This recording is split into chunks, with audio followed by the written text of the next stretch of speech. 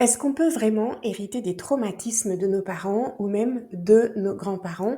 C'est la question que s'est posée la psychologue Connie Mulligan et avec son équipe, elle a mené une étude fascinante sur 48 familles syriennes dont 32 avaient vécu des violences liées à la guerre. Elle a découvert que les traumatismes ne s'arrêtent pas à ceux qui les vivent, ils laissent des traces invisibles mais bien réelles dans notre ADN. C'est ce qu'on appelle des marqueurs épigénétiques.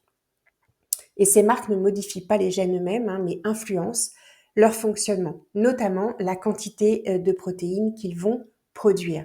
Et ces marques peuvent se transmettre sur au moins 2 générations. Alors concrètement, ça signifie que si une femme enceinte vit un traumatisme, eh bien ce stress peut impacter son bébé. Et si c'est une fille, ses ovules déjà présents dans son corps dès la vie fétale peuvent aussi être touchés, ce qui pourrait affecter ses futurs enfants. Et les chercheurs ont analysé l'ADN de 3 générations, grand-mère, mère, enfant.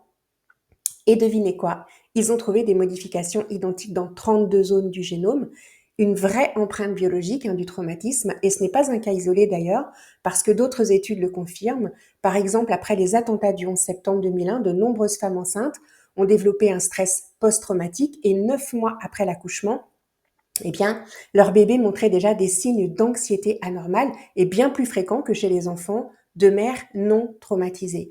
Autre exemple vraiment marquant, les enfants adultes des survivants de l'Holocauste souffrent plus souvent que la moyenne de troubles de l'humeur, de l'anxiété et même de stress post-traumatique sans avoir vécu directement les horreurs de la Shoah. La science ne comprend pas du tout encore tous les mécanismes derrière cette transmission, mais cette recherche confirme qu'accompagner les personnes traumatisées, ce n'est pas seulement les aider, elles, c'est aussi protéger la santé de leurs enfants et même de leurs petits-enfants. À bientôt!